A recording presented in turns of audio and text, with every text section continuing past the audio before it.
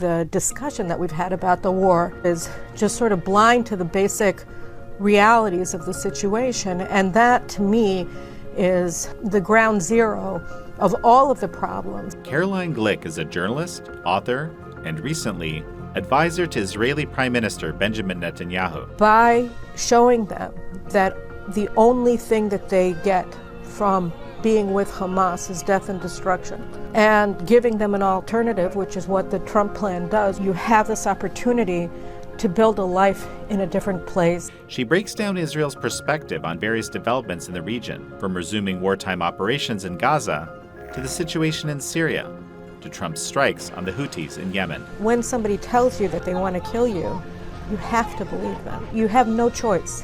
You have to take them at their word. This is American Thought Leaders, and I'm Jan Jekielek. Caroline Glick, such a pleasure to have you on American Thought Leaders. Oh, it's a pleasure to be on your program, Jan. So, Israel has resumed war activity in Gaza. There's different narratives around why that's happened. Explain to me from the perspective of Israel what's going on.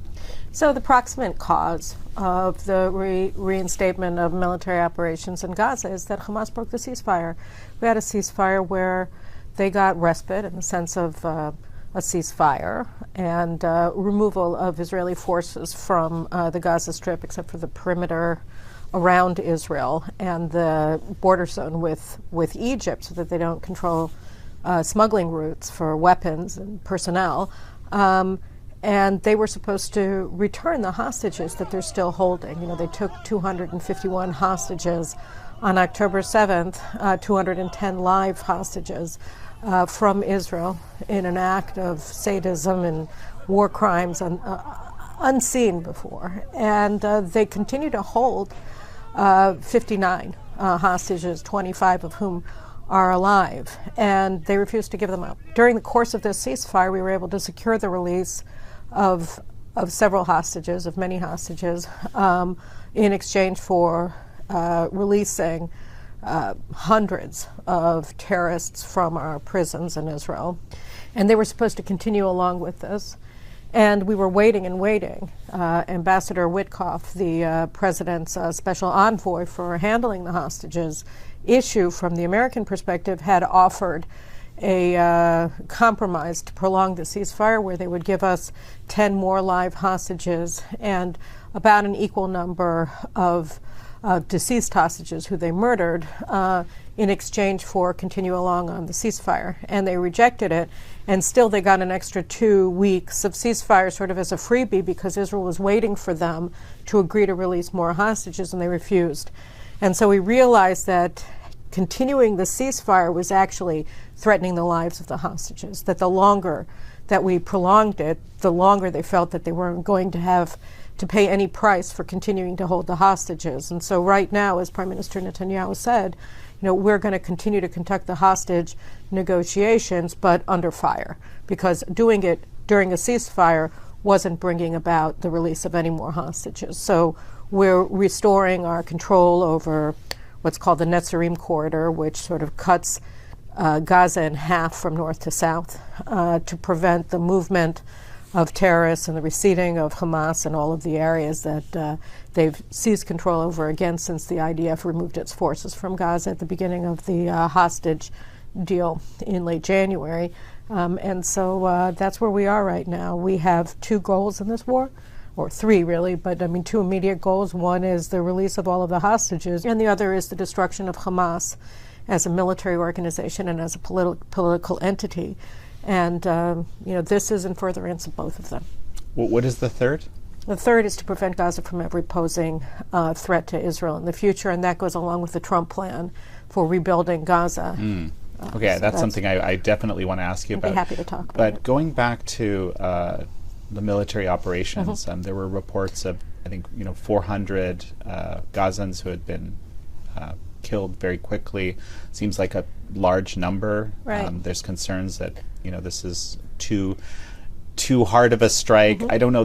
We hear a lot about this. What's your reaction? So first of all, I think it's very important to note that Israel doesn't deliberately target civilians. That's what Hamas does. That's why we're in this war, because they deliberately targeted civilians on October 7th when they invaded Israel. You know, you had over 75% of the casualties that day of the 1,400 people that they murdered were civilians. It was deliberate targeting of families, of women who were subjected to mass brutal rape, gang rape, children who were murdered in front of their parents, parents who were murdered in front of their children, immolation, burning alive of families. There were over 800 civilians who were murdered out of 1,200 people who were killed, and the rest were military personnel, and they were mainly not engaged in combat. They were in their beds. They were butchered in their beds, and also the female soldiers who they murdered were brutally raped. So we don't do that. They do that. And the numbers that we've seen, by the way, of the dead, you know, these all come from Hamas, and they use these kinds of numbers, which have been largely debunked by studies like the University of Pennsylvania put out a study at the height of the combat operations last year that showed that the numbers that the Hamas health ministry in Gaza are putting out are faked. So we've seen a lot of these things, but because they remain the regime in Gaza, they remain in control of the health ministry in Gaza, so you keep getting these numbers, and they're automatic numbers. You know, at the beginning of the war, there were reports that a missile had fallen on Al-Ali Hospital in Gaza. And they claimed, I don't remember what it was, something like 500 dead. 5 minutes after a missile fell in the parking lot of this hotel, but there were already 500 dead. 10 minutes later, nobody knows these numbers. It took us weeks and weeks and weeks to figure out how many people they killed on October 7th because they immolated the bodies. They burned people alive. There were bodies that it took months to identify through broken teeth shards. And so we didn't know, but they know there are 523 people dead within 10 minutes. And it worked out it was a missile that was shot into Israel by the Islamic Jihad terrorists who work with Hamas that had fallen short of its target inside of Gaza. And, you know, how many casualties there were, who knows? But in the meantime, you've had 3 news cycles going out across the world saying that Israel is deliberately targeting sick people, wounded people in this Gaza hospital. It wasn't our missile. Nobody knows how many were killed, probably very few. But this was sort of the thing that happened every day. You know, by their own statistics, like you'd think that most of the people who were killed were non-combatants, all women and children, so that you can see that this is deliberately falsified information. But again, Israel doesn't target civilians. Hamas does. And every act of war that they carry out against Israel, because they hide behind civilians, is actually, under international law, a war crime. You contest these numbers, right. And I understand why, based on what you just said. What would be other misconceptions that you deal with in your role regularly that you would like to share? I mean, there's this very strange moral equivalence that people make between the State of Israel and Hamas terrorists. And so I think that in a lot of ways, this moral equivalence, which is fundamentally fraudulent, there is no equivalence. We're fundamentally different societies. We're fundamentally different types of people in the way that we view the sanctity of life. We view it as sacred. They view death as sacred. I mean, this fundamental disparity between Israel and people who, you know, are aligned more with the Muslim Brotherhood view of jihadist Islam is really like light and darkness, night, like day and night. And it's very difficult as a practical matter to be blind to that disparity and then have a rational discussion about the war. So I think that when you look at sort of the grounding assumptions on which the entire discourse of the war is predicated, and you realize that they're fundamentally flawed from a moral perspective and from a practical perspective, then you understand that a lot of the discussion that we've had about the war itself is just sort of blind to the basic realities of the situation. And that, to me, is the ground zero of all of the problems in the discourse about the war. I mean, we don't want to kill people. You know, we don't want to be at war with our neighbors. We're peace-seeking people. We've done, you know, even silly things, even stupid things, even irresponsible things in our ardent desire to live at peace with our neighbors. It's all we ever want is peace. And on the other hand, they teach their children that their greatest aspiration should be the annihilation of the Jewish state and the Jewish people. يهودي متواجد في الكرة الأرضية ذبحا وقتلا بإذن الله سبحانه وتعالى. الله أكبر.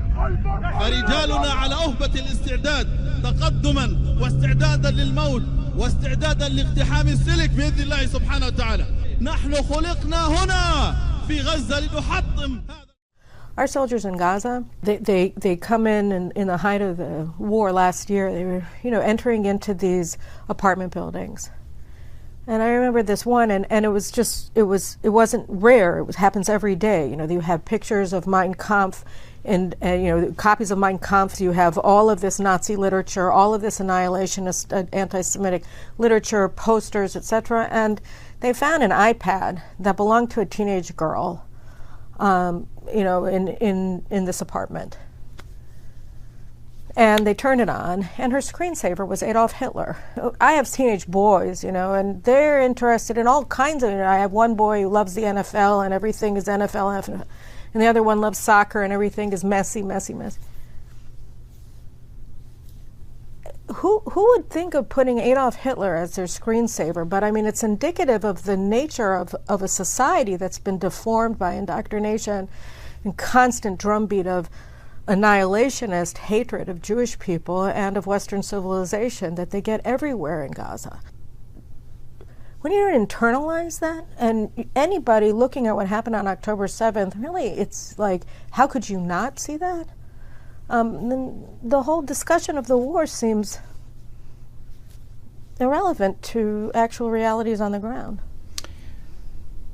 Let me tell you how I've heard it described. Israel has been so dominant and so destructive, and so some people have even used the term genocidal, right, towards the Gazan people. That's the reason that there might be a Hitler screensaver or something like that. Like, how do you respond to that kind of? This is fundamentally false. If we're genocidal, we're the worst conductors of genocide ever, because the data speak for themselves. The actual data speak for themselves. And you have the head of urban warfare at West Point, Colonel John Spencer, who has put out report after report attesting to the fact that the casualty rate in Gaza of civilians to military personnel is the lowest in recorded history. The lowest. I mean, you've never had anything like that in an urban warfare situation. The numbers are almost impossible to get your head around. The lengths that Israel goes to protect civilians in Gaza are unprecedented in the history of warfare. And it doesn't matter, because the discourse has an intrinsic logic of moral equivalence. Look at what we're doing. We're sending out leaflets. Leave, we're going to start bombing. We've made millions of phone calls to people on their cell phones saying, leave where you are right now. Go to a safe area so that you're not harmed. We set up humanitarian safe zones throughout Gaza. We have to do that because the Egyptians blocked the Gazans from fleeing the war zone.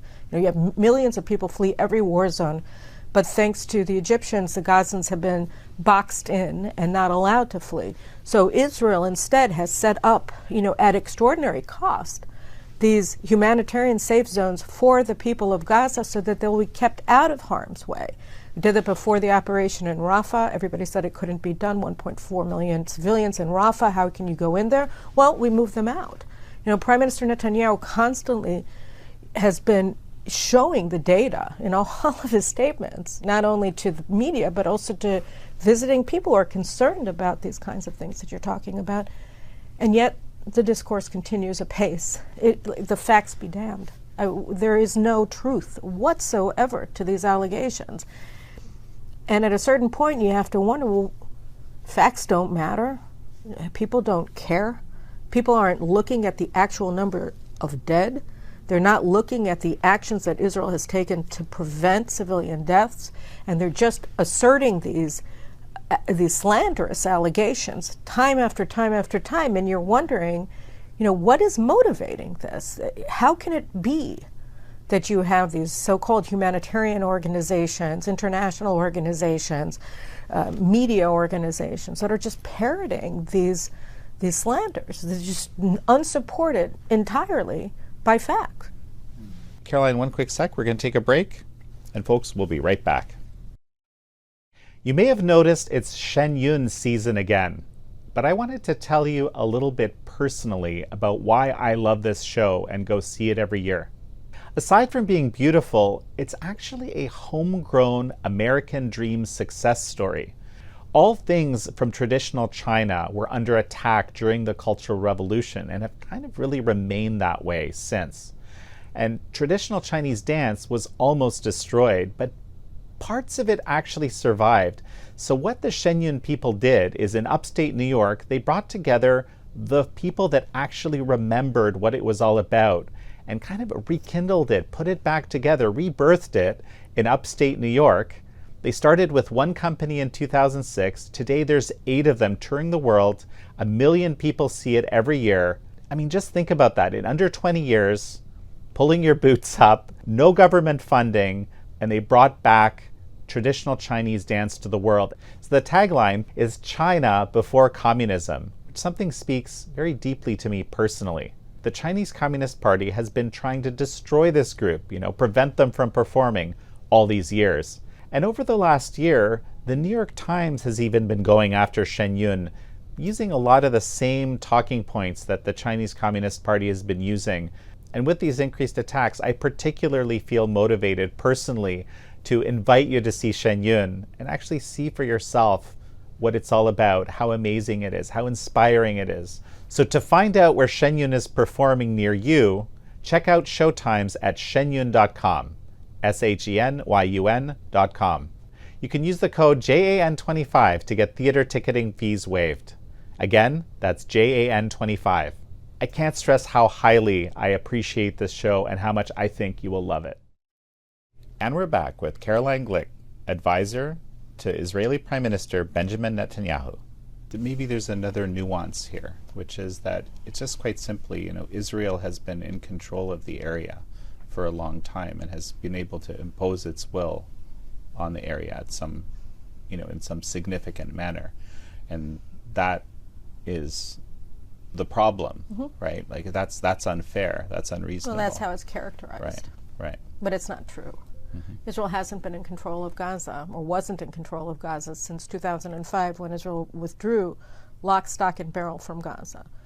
We expelled 8,500 Israelis who lived in flourishing communities in Gaza, in northern Gaza and along southern Gaza, along the area that Israel currently controls to prevent smuggling.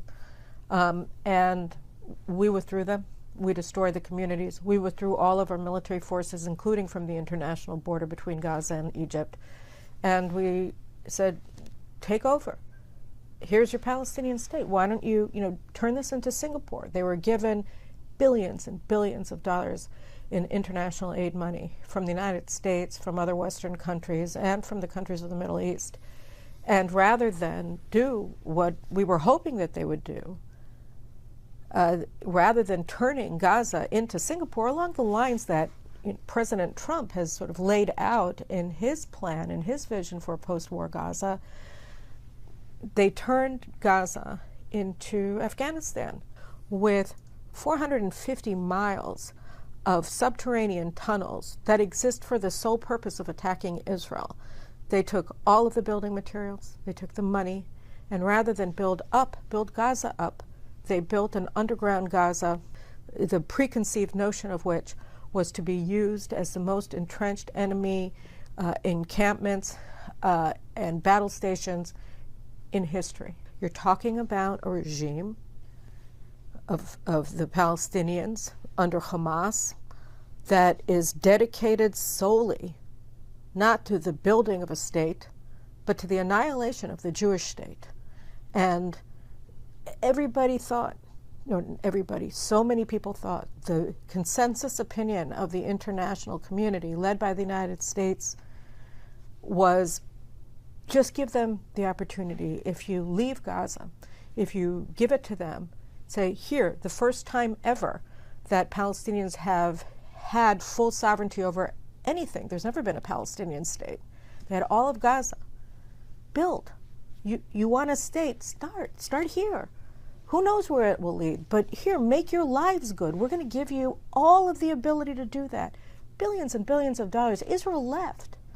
It'll let you take your goods to market through Israel. If you want, you can build a port in Gaza.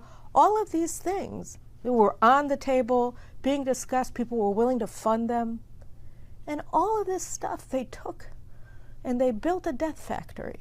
And they indoctrinated their people, not to want to build a state, but to want to annihilate the Jewish state. Given everything you've just told me, is it even possible to win this war somehow militarily? Yes, it is. It's possible to win this war militarily by, A, destroying their ability to conduct war, which we mainly did. But now, what we're seeing now in terms of Hamas's reorganization as a military organization is much more along the lines of a guerrilla warfare operation than a standing army. It was a standing army that invaded Israel on October 7th. They had air cover with their missiles, they had drones, they had and they had ground forces, they had a navy that invaded Israel from the beaches. And they were organized in brigade units that were centrally commanded by Chief of Staff of their military forces, Mohammed Def. So they had organized as a military force, and that military force was largely destroyed. And now we're facing more of a guerrilla organization. So from that perspective, we conducted a military operation that destroyed their military, and now we're going after them in a more of a counterterrorism offensive. The question of the way the enmeshment of Hamas with the people of Gaza, who share the same ideological sensibilities that Hamas does and seeks the same goals that Hamas does. Well, how do you do that? I mean, the same way as Prime Minister Netanyahu said repeatedly, that the German people became disabused of the notion that Nazism was going to get them somewhere good. And so by showing them that the only thing that they get from being with Hamas is death and destruction, and giving them an alternative, which is what the Trump plan does, which is, you have this opportunity to build a life in a different place.